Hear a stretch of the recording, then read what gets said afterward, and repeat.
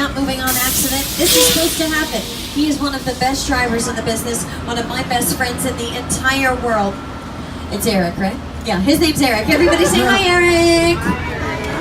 I also want to introduce you all to my co-host on today's tour. You may recognize him from Saturday Night Live or The Tonight Show with Jimmy Fallon. Here he is, you guessed it. It's Jimmy Fallon. Take it away, Jimmy! Oh, hey there! You made it! Welcome to the Ush Studio Tour. I'm Jimmy Fallon. I'll be making sure that you get through this experience in one piece. You've got the very best guide. The beautiful Devin. And the greatest driver. The incredible Eric. They're the best. I love them. Even though the beautiful Devin owes me $5. Wait, what did he say? I know you guys are excited to get on the tour, but first, a few safety rules. Alright, just a couple of safety rules as we get rolling here. Make sure you all stay seated at all times while the tram is in motion. If you look up, you'll notice an emergency cord running down the center of the tram. In case of a medical emergency or something important falls off the side of the tram, or you're having audio or visual problems, go ahead and give that cord a tug and I'll run right back to you as soon as it's safe to do so. Absolutely no smoking on today's tour, please, and no use of selfie sticks either. Not just on the tour though, I mean like in life as well. And be prepared for any fire or water effects we have on today's tour. We want you guys to have those cameras out and ready, get some great pictures today, but take special care because there's a pretty solid chance that you or your camera might get wet. Don't worry though, I'm only talking to the people sitting in blue seats. I'll save you some time. They're all blue seats. Sorry about that. Don't you guys worry about me and Eric though. I know you were concerned, but our seats are black, so we're gonna be just fine. No applause. They're not excited for us. That's kind of rude. Okay, so we are leaving the theme park behind and entering our studio. As we go down our timeline, if you look to either side of the tram, you can see some movie posters, which are just some examples of thousands of movies that Universal has released over the years. Off to the right is our fire station. That's not a set, those aren't actors. We do have our very own fire station here. We've also got our own zip code, and up until recently, we had our own DMV as well. Don't be too jealous, it still had long lines.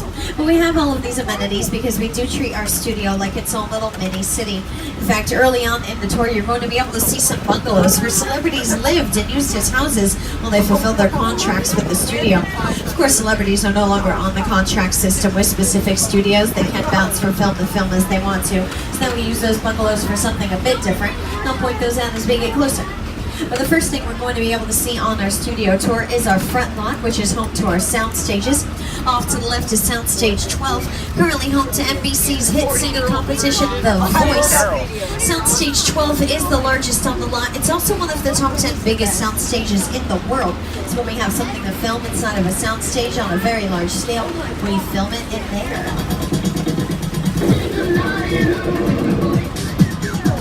I am tonight. To my little friend.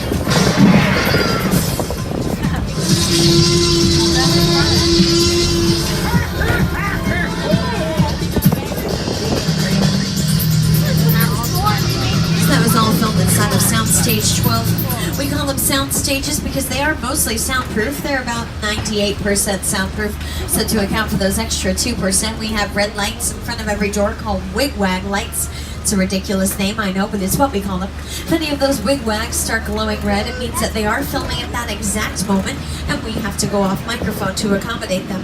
Because we don't want my voice appearing in an episode of Superstore talking about them filming Superstore. That'd be weird. Kind of awesome for me, but weird for them. I think they'd be mad. In fact, Superstore films inside of Soundstage 21. You can see it off to the left with all those trailers out front. They're currently in its 4th season. It will be coming back for a 5th that stars America Ferrera and Ben Feldman. Now, Soundstage 21 was also used for several movies, like Tropic Thunder, starring Robert Downey Jr., Snow White and the Huntsman, starring Kristen Stewart, Charlize Theron, and it was NASA's Mission Control Center for Apollo 13, directed by Ron Howard. They intended to film inside of the real Mission Control in Houston, Texas. When they got there, it was a little bit cramped and not very accommodating for their very large crew and equipment. So they built their own slightly larger version of Mission Control inside of our Soundstage 21, off to the left. Now, in addition to all of those movies I just mentioned, we also filmed several TV shows here. Currently filming on the lot, we've got Steve. It's the talk show hosted by Steve Harvey. We've got Will and Grace. It's back for the revival series 11 years after the original. All the original cast has returned, so we've got Deborah Messing, Eric McCormick, Megan Mullally, and Sean Hayes. We've got The Good Place starring Ted Danson and Kristen Bell that will be coming back for a 4th season. AP Bio starring Patton Oswalt is currently in its 2nd season. Plus NBC does have season 6 of Brooklyn Nine-Nine.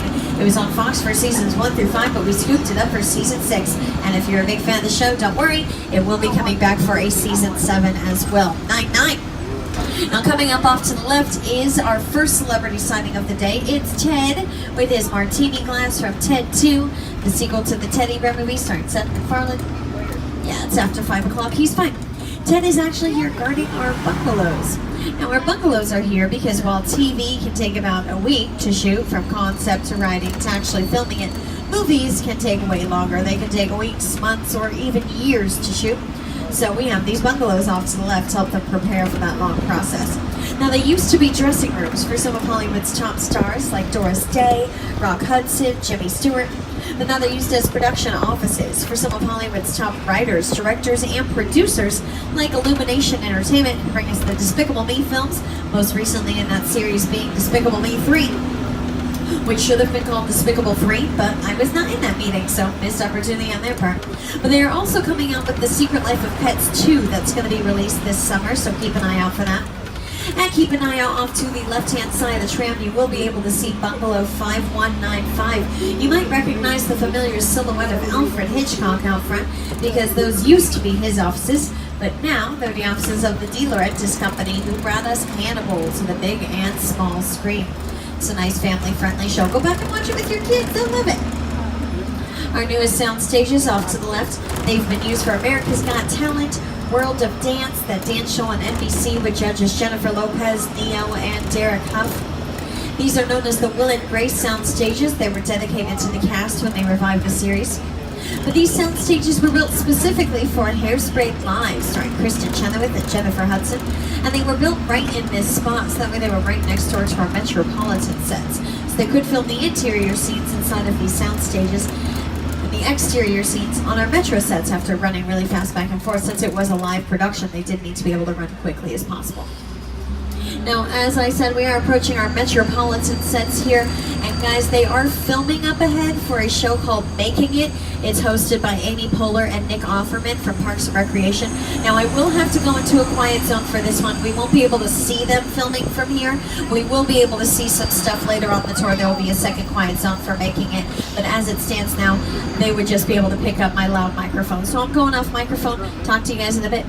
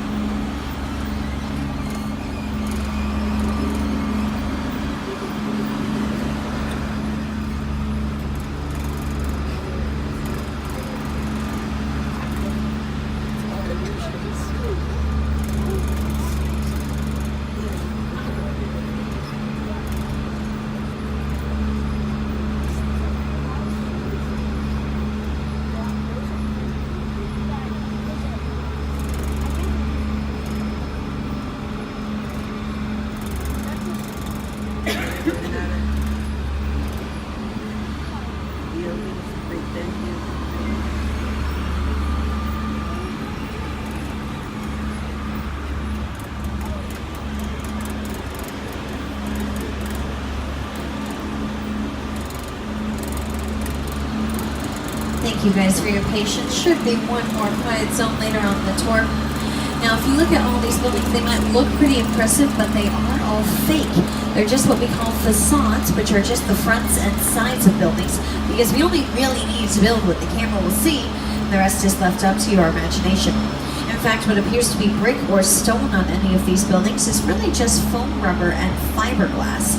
You can walk up some of the bricks on these buildings and give them a good squeeze. They're just squishy like foam rubber. And the buildings are much shorter than they appear as well. If you peek your heads out the sides of the tram and look up, you might notice that the windows get smaller as the buildings get taller. It's called forced perspective. It's to create the illusion that the window is further away from the camera than it actually is. Now, the creation of our Metropolitan sets was supervised by director Steven Spielberg, who also collaborated on the adventures of Tintin with director Peter Jackson. And you might recognize the name Peter Jackson as the director of King Kong. It's the original King Kong that made me want to direct movies. I saw that movie on TV when I was about 8 or 9 years old, and I wanted to become a filmmaker. I like films that just take you away from your real life and sweep you up an adventure. Kong literally does that. I mean, you're on board the ship, you're sailing to a lost island, you're encountering monsters and creatures from, prehistoric times. So I was thrilled when Universal invited me back to Skull Island, and it's great to have you along for the ride. Now, we have created this 3D immersive experience, so you're going to have your glasses ready. Don't put them on yet, but just have them in your hand because we're about to return to Skull Island.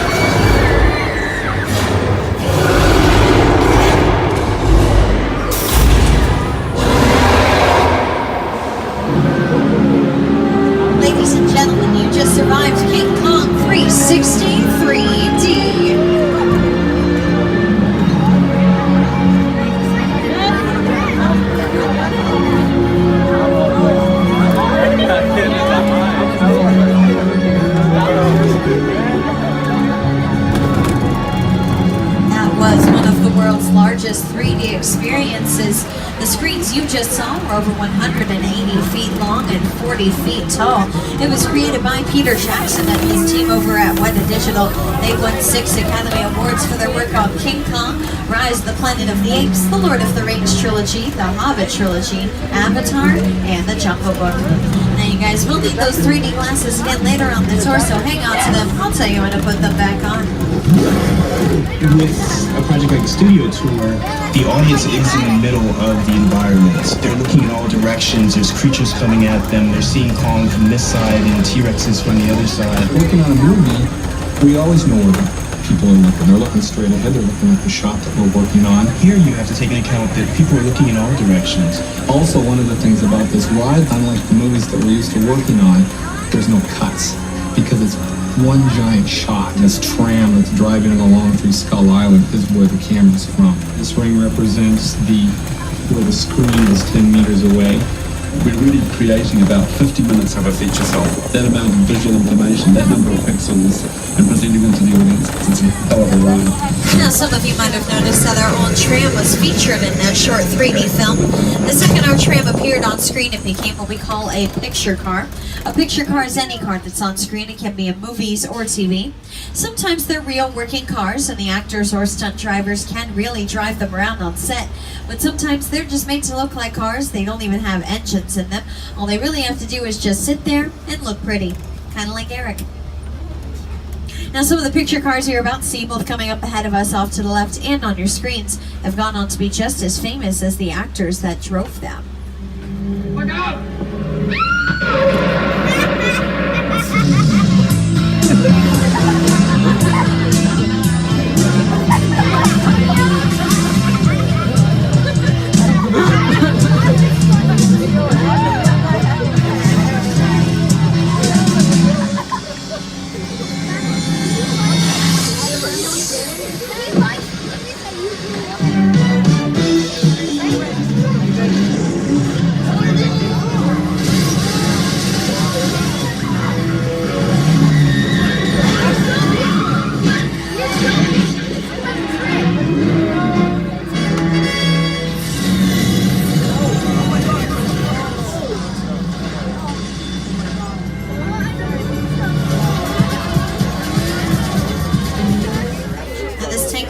From Transformers is not a real tank. It's actually made out of wood, so that way it's more lightweight, easily transportable from set to set. But now we're going to take you for the main streets that some of those cars drive onto an island just off the coast of Costa Rica. Welcome to Jurassic Park. Thank you. That's my grandpa. Now, some of the props and vehicles you're about to see on either side of the tram have actually been used in some of the first 3 Jurassic Park films. We had kept them here over the years just in case we needed them for a 4th, and thank goodness we did, because Jurassic World is currently the 5th highest grossing movie of all time. Chris Pratt and Bryce Dallas Howard have both signed on to return for the 3rd Jurassic World, so hold on to your butts because they spared no expense. Now, one of the other things we kept here over the years were the dinosaurs and these empty cages. Well, that's probably not great. No reason to panic. We will find them around here somewhere. Maybe. If you look off to the left, you can see this mobile lab. This was featured in the Lost World Jurassic Park. Now, in that film, it was dangled off of a cliff, but during the film... What's that noise? I found the dinosaurs. Run! Oh, boy. Yep, Dilophosaurus, they got loose. They're surrounding the tram. Watch out, cars 3 and 4. You are not safe yet back there. Don't get cocky. La la la la la la, Jurassic. Those are the lyrics. It's true. Sorry about them. Those little rascals. Now, we had added some fog effects back there because usually we have to make it look all cool and misty, but lately it's been kind of cold and rainy here. As Californians, we're not used to it. Frankly, if it drops below 74 degrees, I'm complaining. That's just me as a person. So we're going to travel down to our old Mexico sets and conduct a quick weather demonstration, show you guys how we make it rain in the movies because it's usually nice and sunny here. That's right, you heard me correctly. I'm gonna make it rain!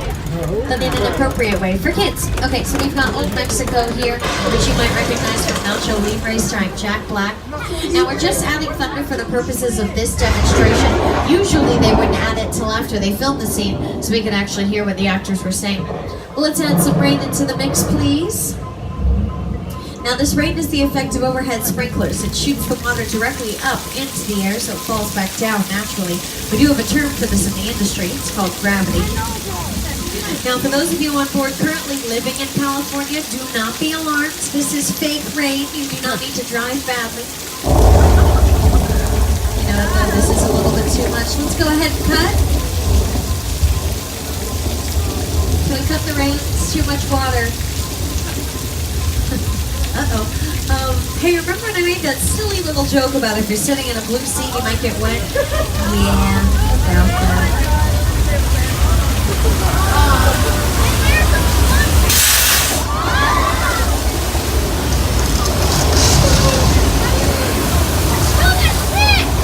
That is our flash flood. Flash flood. You might have recognized that effect from a film called Big Fat Liars, starring Paul Giamatti and Frankie Muniz.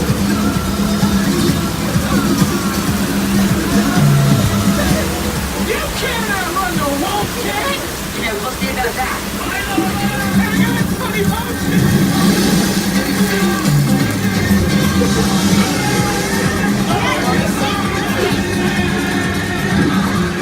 Now we're saying adios to old Mexico and howdy to the old West. This area is called Six Points, Texas, because it was built with 6 different streets.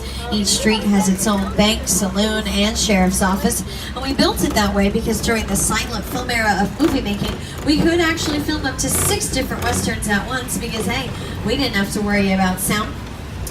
Now, Something did film here as a very big production, filmed here for about 2 to 3 weeks last summer, and there was such a strict NDA, that stands for non-disclosure agreement, with all the tour guides and all the drivers and everything like that. We were not even allowed to kind of tell people what was filming here, and it carried on for that entire year. We weren't allowed to tell people until this week, because the trailer dropped, so we're now allowed to tell you guys that this is where they filmed Once Upon a Time in Hollywood. It's going to be Quentin Tarantino's latest film. It's starring Brad Pitt, Leonardo DiCaprio, Margot Robbie. So if you guys watch the trailer online, you can see our Western sets all over it, and it was killing me that I couldn't talk about it for so long, so I'm so relieved that I finally get to tell you guys that it filmed here. Now, as we leave 6 Points, Texas, we are going to be getting closer to that filming for Making It, starring Amy Poehler and Nick Offerman. It's going to be right across the lake over here. You can see all those lights in that cute cabin. That's where they're filming. So I'm going off mic once again. Take your cameras out and ready. You never know who or what you might see. Talk to you guys in a bit.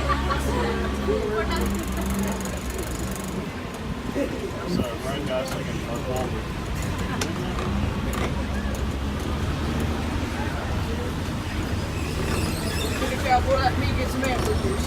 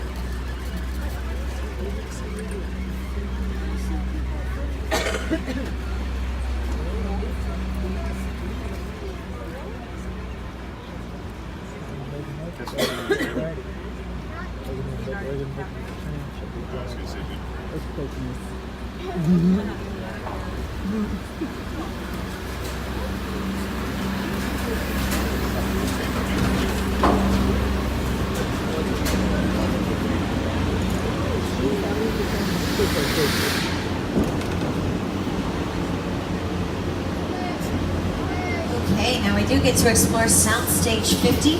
This is a 2-story set. So this is the